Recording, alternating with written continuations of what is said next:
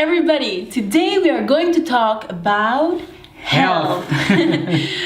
It's not the most attractive topic, I know, but it is the most important one if you think about it. So that's the reason why today both of us, Laidi aka my brother, are sitting here and talking about this a bit deeper than usual. So this is not the normal kind of video I'm usually doing, but I wanted to really go through my journey personally through Project 24. I've learned a great deal of stuff about health, and also Laidi has gone through supporting my journey and being there, so he can really ask me some more interesting questions. But at the same time, you've been through your own health journey. We've had quite some realizations.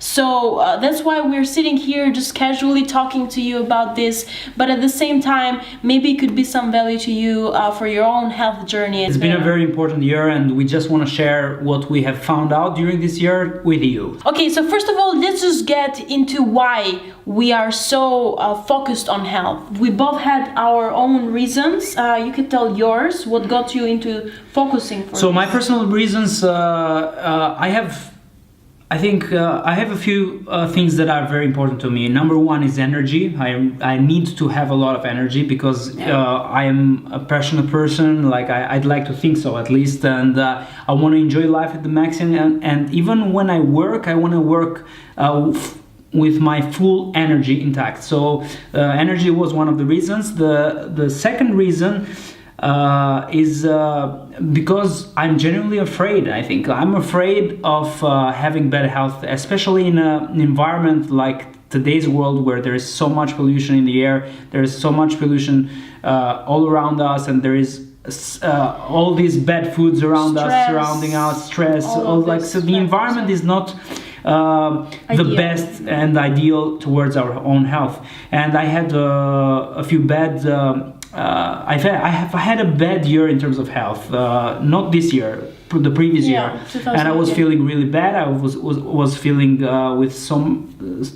with low energy. I was overweight, and I had all these problems, all these symptoms that I had that I really wanted to take care of, and I had a lot of motivation to do that. So that was my motivation. Both of us, we went through this journey because we kind of were first, or most of us go in health and focus on health like when something bad happens to us. It shouldn't be like that, but it shouldn't. Like, unfortunately it is. I mean, both, like, I had taken priority in health, I was trying, but like when I was really going deep into it was when a lot of bad things were happening for my health. So I really think this video could be maybe a reminder for you, if you don't have any major health issues, to really prioritize this before something bad happens, because it is inevitable if you don't treat your health. And let's be honest, like most youth doesn't, we have work to do, we have career, and we think we have time, we think we are indestructible, but that's not the reality. The reality is that we are, all of us are equally strong as equally fragile. Yeah, and I think it's really goes to tell you like what's happening around us. Like mental health is one of the most, it's an epidemic, and people are having breakdowns all the time. It's not talked as much, and mental health is part of you not treating your body, your mind right. It's not just about the brain, right? But that's interesting, because like I always used to think that mental health is only psychological, and it's only in the mind. But right now, after all the research that I've made and after studying so much about health, I understand that it has so much to do also with the physiology and the way we eat and all these external factors.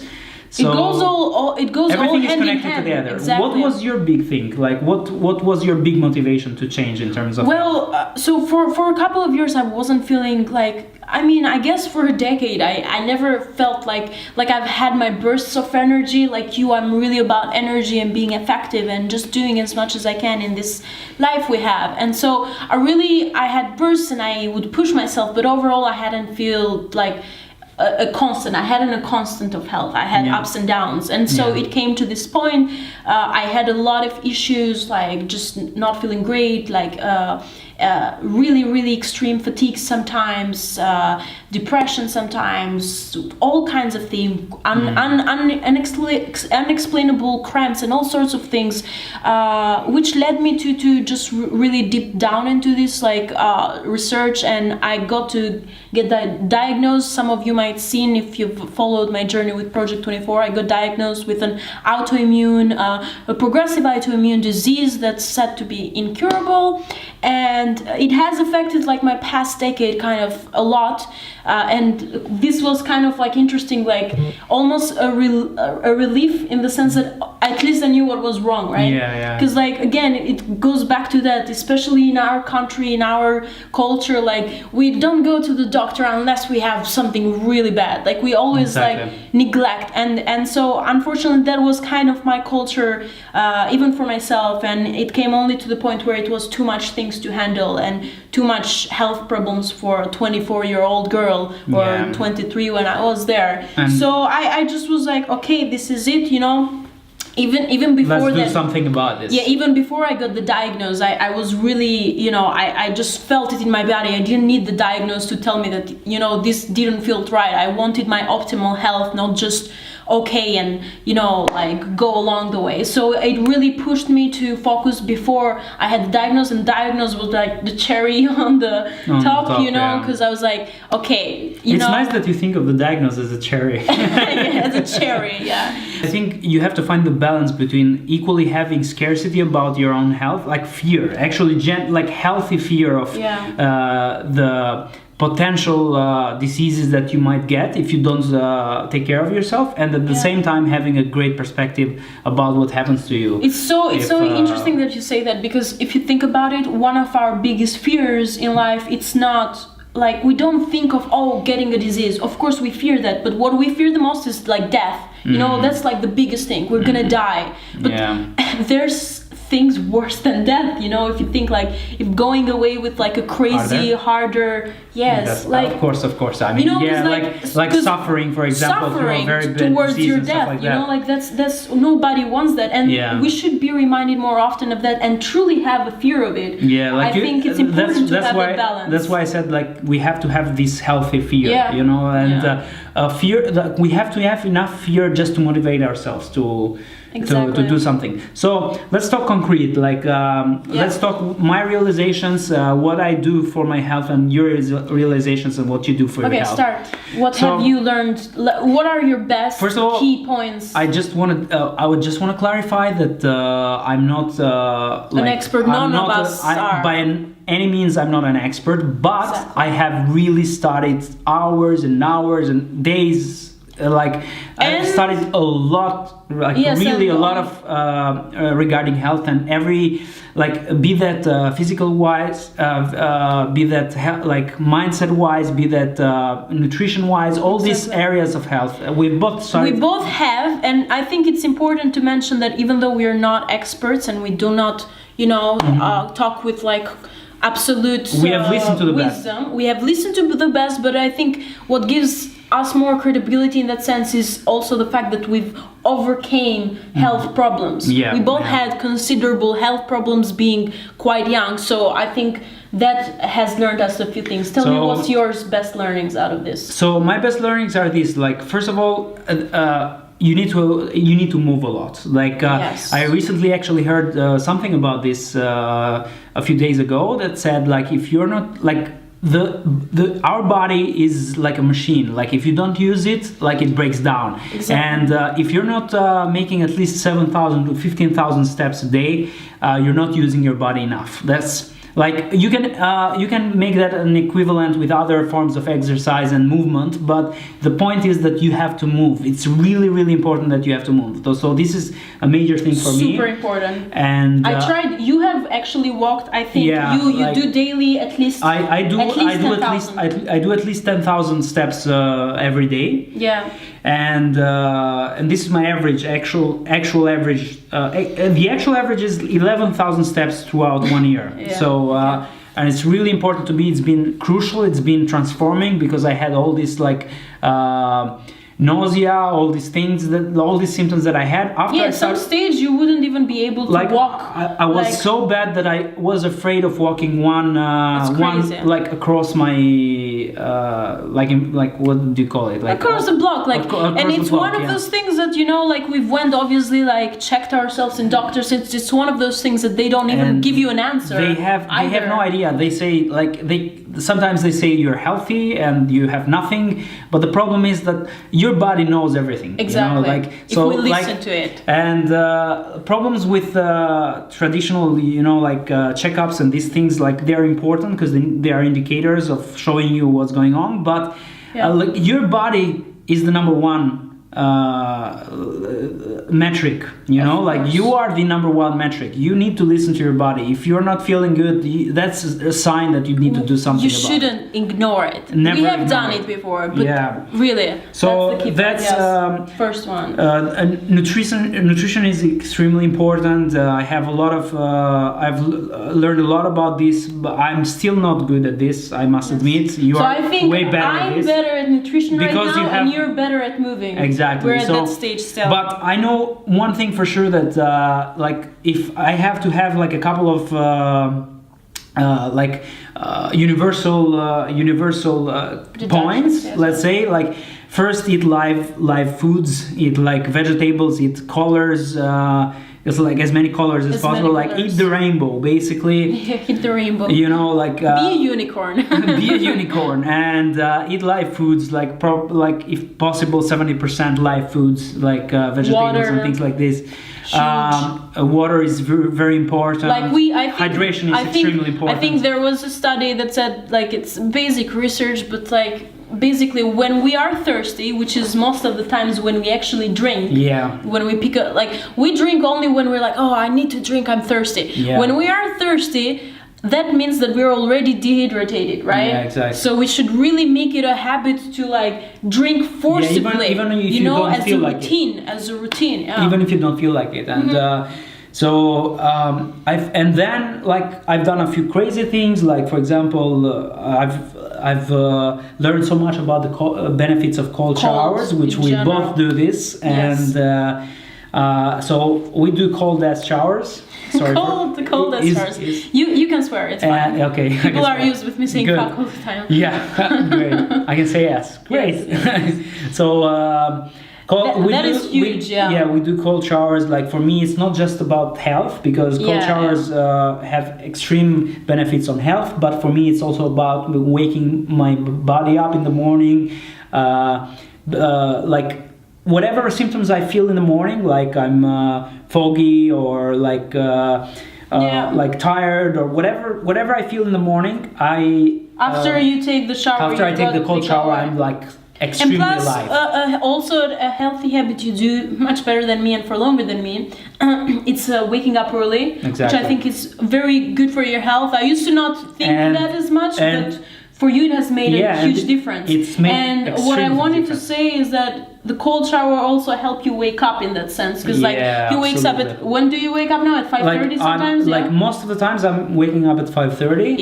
And it's not because, by the way, I want to clarify this, it's not because I have like I'm like a CEO or something that I need to go to a like corporate structure, because like waking up early is so much advertised as a CEO thing, or like something like to do for, if you're an entrepreneur, wake up for early me, is successful. it's just because it gives me time to do 1 hour of morning routines every day. It gives me time to put the day in front of me, and it makes me feel like I'm in control of my life, basically. It's also like feeling oriented. But I do think that I think having a routine, this I'm not good at yet towards sleeping. I still have a lot of work to do with that, but I think having a routine where first of all you sleep enough, it's so important. I used to neglect this majorly, like even like summer, within Project 24 I struggled with it, because like I had to work, like I pulled a lot of all-nighters and all of this stuff, so like we neglect this so much when we're young, especially because we feel again like we're invincible, like our body does suffer the consequences. Maybe it won't 100%. Show as much in the day you don't sleep, you know, like you can recover because, you know, youth and all, but it does build up in your body and eventually you're gonna break down. And you can have even bad And complications. just I want to add something like to the sleep, because I don't want everybody to miss that. Like for me, it's not just about the waking up early. The sleep is extremely important, and from everything I've read and researched about, like having a fixed routine regarding sleep is extremely important. Yeah. So it's not just about waking up early. It's about having a routine that you are loyal to, because that helps your body optimize for you at the best possible. So I do completely agree with you. I do know that it's very hard. I mean, unless you have a job and like you have these fixed hours, I think for a lot of people, especially if they're like us, like that, you know, either you work a freelance or you have a job late night, whatever it is, you know, it is hard sometimes in today's society to have a fixed routine. Exactly. So I think in the lack of having that, you know, in the lack of having the stability of being able to wake up every day at 5:30 and sleep at whenever you sleep at 11, 10:30. 10:30 usually. I'm still bad at that. In the lack of that, I think it's still the second best thing is to just sleep at least a minimum amount of hours. And even worst case scenario, if you can't even do that, at least like nap during the day, because like, I mean, this is how our body is programmed, and having that routine, it's better for the body, because when we change our sleep patterns all the time, our body gets confused. We're an adaptive machine, precisely, our human body, but you know, we need time to adapt, and if we're changing every day the schedule and all of this, it's confusing for our body, and it doesn't let our body do the best with what, you know, our normal day jobs. Exactly. And just bear in mind, like that, I was the evening person. Guys, this guy, like, I am really harsh on myself for waking up, you know, late, and by late I mean like 8, 9, sometimes even 10, because I don't have to go to a job, I'm freelance. But this guy, you used to sleep at like till 12, 1, wake up at like 1 p.m., right? Was that the case sometimes? I mean, not like most of the times I would wake up at 11 or something like that. Like, but sometimes 12, I would wake 1. Sometimes I would. And so I never in a bazillion years thought that you would do. Yeah, because I was out of all the people. Because I was always sleeping at 4 a.m. and 3 a.m. and 5 a.m. and stuff like that. And tell us very shortly, how that has helped you waking up thing, because you have told me that it has impacted you radically. It has impacted so much of my life. Like the energy that I have in the morning is uncomparable to what I had in the evening. And that's said by an evening person. Like, it's uncomparable, and I was used to being an evening person. But basically, I think I was a night owl. Like you can get used to this for so many years. So many years of my life, I was a night owl. Yeah.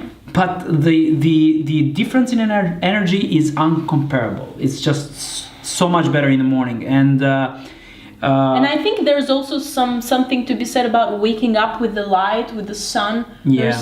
I don't have enough research to tell you specifically, but there is science behind this. It's related to the circadian rhythm, if I'm pronouncing it correctly. You can research yourself, but there is science behind waking up early. There is science about like sleeping in the right time and waking up with the sun. It's really important. So, and like, just want to say very quickly all my morning things, and then I want you to talk about yours, because bullet points is like I said, cold shower. My morning routine is cold shower, Wim Hof method. I highly suggest this to you. It's and the Wim Hof method in itself consists of cold showers and breathing exercises and meditation. But I don't do the Wim Hof meditation. I do Tony Robbins meditation. Like I do priming. He calls it priming. Right? Tony Robbins priming. It's like, my combination of these three is really powerful. And breathing just completely oxygenize, is that the word? Like oxygenates the body, and sorry for my English, by the way. I'm not perfect. So like, it just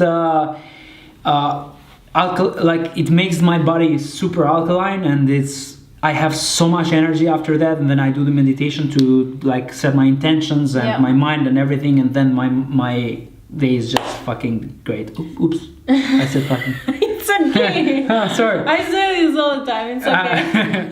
Just make sure to put a beep on that. So what about you? Like, what is your key points? Okay, so basically, because we talked about your point of view about this, but honestly it's kind of the same for me. We've had only that you had journey. you have like a crazy morning routine. I do have a crazy morning routine, what most consider crazy, mainly because of the duration of it. Yeah, you know, too much for me. 2 hours and a half. That's like, not always I have the time to do it, but I try at least the key points of it to do it. I do the Tony Robbins primings, and I did a video about this actually the other day, so I'm not gonna go much into it, but you can watch the previous video to see like the full routine for us. Yes, but basically all of them are so fundamental, and I think starting the morning, preparing your body and brain for the day helps tremendously towards being healthy. Absolutely. Because when we go into the day straight unprepared, we haven't even done a little stretch, we'll feel cramped, we'll be like not in the right positions during the day, or even our mind, we go straight into stress, work, bam, bam, bam. You know, this is not healthy. So morning routines, I guess it's a great way. Cold showers, again, there's thousands of reasons you can research about this, the benefits. We do it also because of the discomfort, you know, it's kind of like a challenge every day that you conquer, and it wakes you up, but at the same time it reduces inflammation, which is one of the biggest causes. Yeah, I mean, can we just talk about that very shortly? Yes. Like inflammation is if you research a lot about health, inflammation is one of the biggest reasons why people have diseases. It comes down everywhere. I mean, normally inflammation is good because it's what the body's natural response to problems, you know. Yeah. But constant inflammation, that's fucking terrible. Yeah. That's the worst, and that's what produces all these different problems in the body. Exactly. And cold shower is perfect for that. Wim Hof method is fantastic for that. Wim Hof goes hand in hand. So breathing exercises. The breathing, the cold showers. Which also like help in terms of reducing stress, which is very, very important because stress. Yeah, it says that Wim Hof and like the cold showers and all of this help even with some sickness. There's for example, Wim Hof method is said to be extremely good for autoimmune diseases, which is what you have. Which is why I started doing it. Yeah, but I want to talk about, because you are better than me right now at this moment, about your food.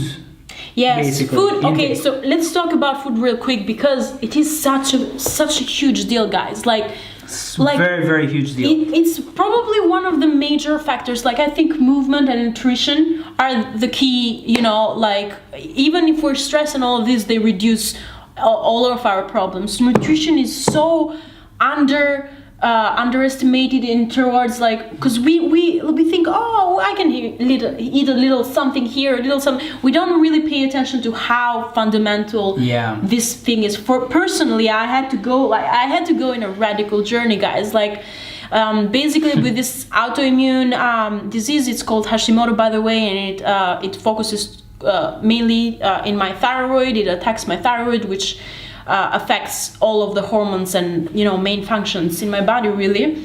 So I really had to like take control of the wheel here. So I researched everything, and not all of these are the things that I don't eat are said that, you know, you can't eat them forever, but I wanted to lower down all the things that could potentially... So basically you had a really strict diet in terms of what you could eat. I don't eat dairy, I don't eat gluten, I don't eat even like wheat, so pasta and all of this stuff are out of the way. Bread, I don't eat bread. Bye carbohydrates. Yes, well, I do, but like, let's say I eat pasta with like, that it's prepared with like beans or like some, there is options, thank God, you know. Yeah.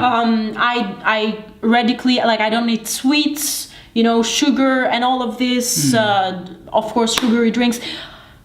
A lot of things, and but I can say, which I need, like, I must point out the fact that this is this is not just for you. Like your type of diet is important for everybody. Look, basically. This stuff that I'm saying, and also the cold showers and all of this, I think it's important to remind this by now that, you know, this is not just to help, like in my case, like a disease, right? This is even to prevent sickness. Yeah, exactly. First of all and foremost, because we're so prone to be sick, all of us. Exactly. Be that get longer sicker, like when you get a flu, instead of like I used to pass the flu within half a day, I was like bye flu. Now like after this, like it can last for days and it's bad.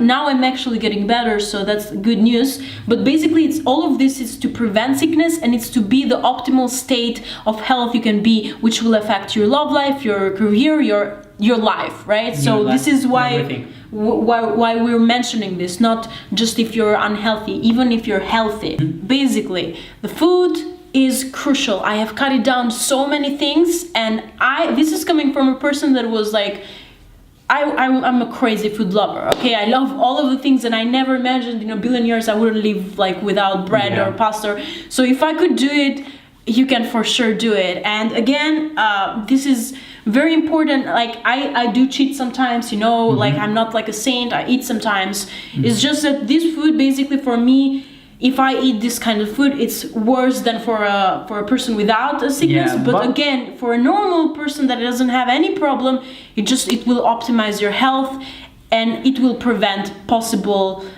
future problems you might have with health. What about also like so like some things like the normal person needs to know is like avoid as much as possible processed stuff. You know, avoid things that have 4 or more ingredients in one place. You know, avoid sugar. Avoid like as much as you can sugary stuff. It's really important. Or try like fruits or some like a better alternatives.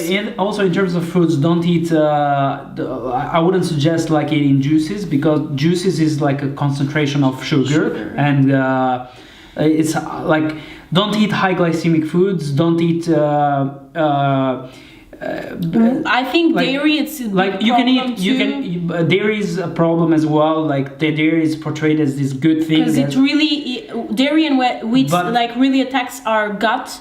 And gut, having a leaky gut, you can research the term, is really, again, together with inflammation, one of the biggest problems. So anyway, let's not go into it. You can probably know. There's so much you can There's so learn much to be said. But basically, nutrition is crucial. And the more you can adapt a healthy lifestyle towards eating better, the better life you will have. And it's important. It's as important as activity. And if you couple the nutrition, as we said, with movement. And mind, and the mind, and prepping your mind, and feeding your mind with great stuff, with good stuff. All of this go hand in hand, okay? And it's crucial. And again, even mind, I think it's the one that is most underlooked, because it's the most underlooked. Because if you think about it, like for example, a lot of people have problems with food because they have a very bad relationship. Problem as well. Like they have a very bad relationship with food in terms of, like, for example, I'm just gonna mention one very small habit. For me, I used to eat food every time that I used to watch something, and then I understood that I've told you this, and then I understood that correlation, like the two anchor themselves, so like whenever I used to watch something, I needed to eat, and whenever I eat something, I needed to watch something. I mean, everybody has different, because I, for example, enjoy watching and eating. I feel like it's a little bit of multitasking. So health has a lot of, yes, well, it's for me. It wastes, it makes but me you don't waste less overdo time. it, so it's I don't overdo it, and again, health. It's such a huge topic, guys, and even nutrition, all of this, you can find million opinions. I think ultimately goes down to you hearing your body. To do that, I think it has to start from the mind. Absolutely. Because if you're not in the right place here, you won't be focused on on food. You will forget to eat. You will forget to take care of your body. So I think for me, I have a few months now. I do everyday meditation. I think it helps. And I didn't think I would be a meditation kind of person, because I'm me neither. All the time go. But I think it has helped just to have the time where you just relax, and it really has made me realize how much we don't invest on our brain. 100%. And I did a video also about this, and how much we rush and we forget to breathe. This is why it's good to implement breathing exercises. We forget to eat, or eat stupid like kind of food that just affects us, our energy and our daily life. We forget to exercise and to move. Like, I personally am guilty of this. Sometimes I don't even go out like more than in my neighborhood, just because I have so much to do. All of this stuff we have to forcibly implement in our lives as a routine. This is why morning routines, but not just morning, throughout the whole day, we have to implement them so that we live a happier life, a better life. It's not an option. I think health is the priority, and this comes from two people that are very young and face already a few problems, maybe not the worst, but a few problems. And it only goes to show you, we are not supposed to have any these kind of health problems. Exactly. And so many people, so many young people, is become kind of normalized, but and it's not normal. Even if they don't feel it now, they're gonna have health problems in 10 years and 20 years, and they are leading to that. Which is equally important. We cannot just, and for most of the times we're overworking ourselves. It's not the excuse, it's not good enough. We're overworking ourselves so we can have a better life in the future, right? But what's the point of overworking yourself and your health, and then in that future maybe you even won't have the career and the money and all that you desire, and at the same time we will be crazy unhealthy. So personally, our journeys, we've learned a lot, and we could share even more, but this is long enough already. I wanna suggest to everybody that watches this video, if you've gone till this to the end, congratulations, respect for you, because this is a long video. That already goes to show that you care about your health, and you're one of the few. Let's acknowledge that. I just want to suggest everybody that if you have any questions, further questions, please leave it in the comments. And and Tessie will both try to answer. We'll try to answer. I might do also a video in the future about this within the last 24 days of Project 24, because I'm getting my test results soon. Basically, I'm testing once in a while. I have to test myself every 3 months now, and I want to check myself because I've implemented a lot of the stuff that I mentioned, and I want to share the results with you and what I think has worked and doesn't work. I still believe that I can even cure the incurable. That would make a fantastic videos. That would make a fantastic life. And yes, it would be a nice story to share with you. But even if that doesn't happen, I think it's all of the stuff that I'm doing, that Laidi is doing, that you should be doing, at least some of them are crucial for anybody. So again, if you watched so far, thank you so much. It only goes to show that you want to invest so much in your health, and that's the first step. So congratulations to you. That's amazing. And we'll see you. Shall we wrap this up? On another video. Cheers. Take care of yourself. Bye-bye. Bye. Look, you have to do more flexibility. Flexibility is good. It's funny that